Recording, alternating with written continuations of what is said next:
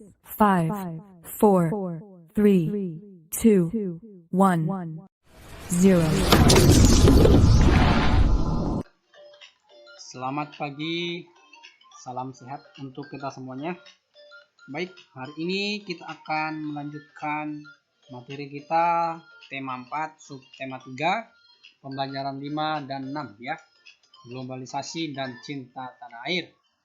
Baik, sebelum kita memulai pembelajaran hari ini, marilah kita berdoa menurut kepercayaan dan keyakinan kita masing-masing. Berdoa dimulai. Berdoa selesai. Baik, selanjutnya Bapak akan membacakan kegiatan pembelajaran kita hari ini. Yang pertama ya, siswa mengetahui peran Indonesia dalam kerjasama ASEAN. Kemudian yang kedua, siswa mengetahui pengertian dari reklame. Kemudian yang ketiga, melalui pembelajaran daring, siswa mengetahui manfaat cinta produk dalam negeri. Baik, yang pertama kita masuk ke materi reklame ya, SBDP ya. Di halaman 150 ya. Di bukunya itu mengamati poster cinta tanah air. Namun kita pelajari dulu pengertian dari reklame ya. Jadi reklame di sini adalah suatu media yang digunakan untuk bisa menyampaikan informasi secara singkat kepada khalayak ramai, baik melalui media gambar, teks, dan audio ya. Kemudian adapun fungsi dari reklame yang pertama pastinya membujuk dan mengajak calon konsumen atau calon pembeli untuk menggunakan jasa atau barang atau membeli produk yang dibuat seperti itu ya, atau yang dipromosikan seperti itu. Kemudian yang kedua sebagai media komunikasi antar penjual dan juga pembeli atau konsumen ya. Kemudian yang ketiga memberikan informasi yang jelas dan singkat pada calon pembeli atau calon konsumen ya, atau calon yang ingin membeli suatu barang dan jasa yang dipromosikan melalui reklame.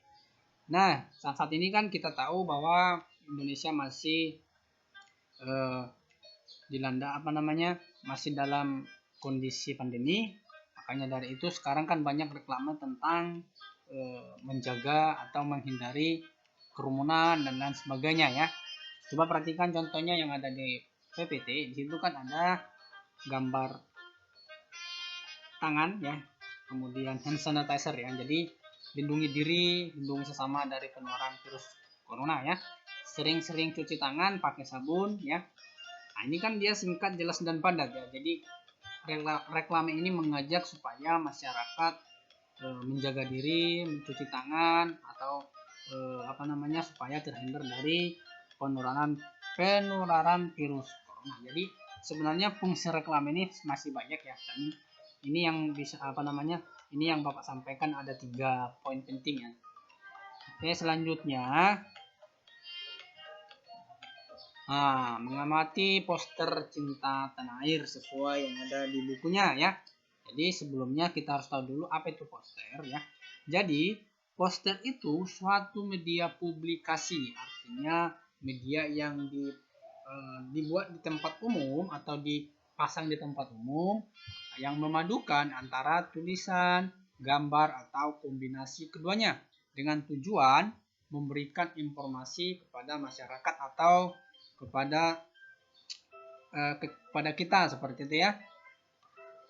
Kemudian adapun tujuan poster itu yang pertama ya, masyarakat menjadi tahu atau memberikan informasi tentang kegiatan atau acara yang akan dilaksanakan. Kemudian menjadikan produk atau jasa kita dikenal dan digunakan oleh masyarakat. Kemudian yang ketiga mengingatkan masyarakat tentang hal-hal yang seharusnya dilakukan. Nah, kemudian yang keempat itu mengingatkan masyarakat agar menghindari hal-hal yang merugikan diri sendiri dan orang lain. Nah, di situ ada gambar mari bersatu untuk Indonesia tercinta. Jadi di situ posternya mengajak supaya kita bersatu, supaya kita saling merangkul satu dengan yang lainnya, walaupun kita berbeda dari agama, adat istiadat, ras, suku, kita tetap bersatu. Jadi itu poster ya. Jadi poster ini sebenarnya lebih kecil dari reklame ya. Dimana reklame itu berukuran besar ya, sedangkan poster itu dia berukuran A4 ya. Jadi dibuat dalam bentuk cetakan ukuran A3 gitu ya, A3 ya maaf, A3, kemudian bisa dipasang ditempel di mana? Tempat-tempat umum seperti itu ya. Kemudian nah itu mengamati poster cinta tanah air ya. Jadi ada beberapa contoh slogan yang berisi ungkapan cinta tanah air ya. Jadi yang pertama tuh aku cinta Indonesia ya. Kemudian satu nusa, satu bangsa, satu bahasa Indonesia. Kemudian Pancasila nomor satu bangsa. Kemudian aku bangga jadi orang Indonesia.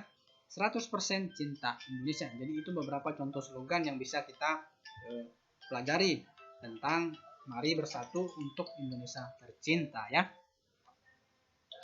Nah, kemudian yang berikutnya itu bagaimana mengampanyekan atau mempromosikan, mengajarkan bangga menggunakan barang buatan Indonesia melalui poster ya. Jadi kita sebagai warga negara harus mencintai tanah air dengan segenap hati.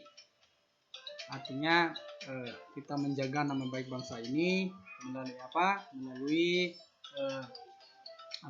mengikuti lomba-lomba event-event nasional maupun internasional ya, supaya kita membawa nama baik bangsa Indonesia kita ini, yaitu salah satu bukti kita cinta tanah air kita seperti itu ya.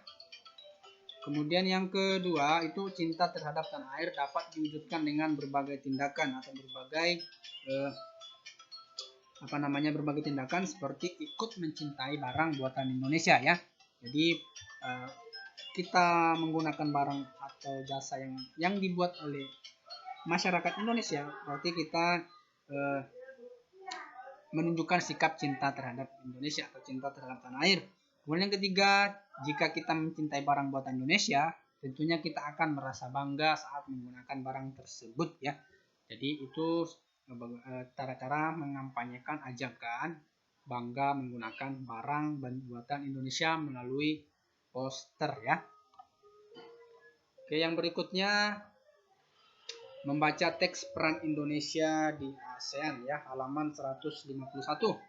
Nah, di situ bacalah teks bacaan ASEAN rancang kerjasama budaya dan informasi di buku siswa di halaman 151. Nah, kemudian nanti anak-anak setelah membaca menjawab pertanyaan-pertanyaan yang ada di bukunya atau yang ada di bawah ini ya.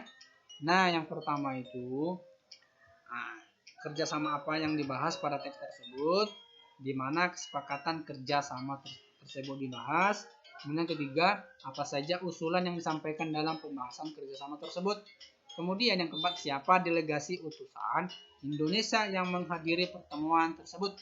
Kemudian apa usulan yang disampaikan oleh utusan Indonesia dalam pembahasan kerjasama tersebut.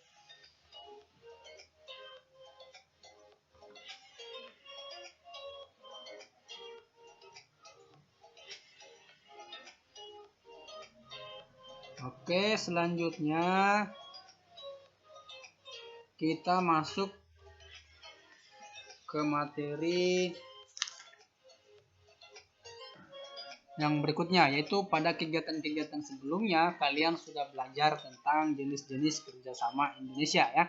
Banyak kerjasama Indonesia terhadap lingkup ASEAN ya. Sekarang buatlah peta konsep untuk menjelaskan kerjasama tersebut ya, baik itu kerjasama dalam bidang ekonomi, kerjasama dalam bidang politik, kemudian kerjasama dalam bidang sosial budaya ya. Nanti bisa dikerjakan, dilihat apa saja kerjasama yang sudah dilakukan oleh Indonesia dengan di lingkup ASEAN seperti itu ya.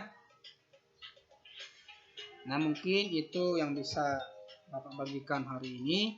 Semoga apa yang disampaikan dapat dipahami dengan baik, dan materi-materi yang ada di bukunya mohon dibaca kembali karena materi-materi tersebut sudah kita pelajari sebelumnya. Nah, terkait yang di pembelajaran 6 itu di situ ada tentang teks eksplanasi ya, masih mengulang teks eksplanasi. Tidak perlu Bapak jelaskan lagi di mana Itu sudah kita pelajari sebelumnya ya. Jadi teks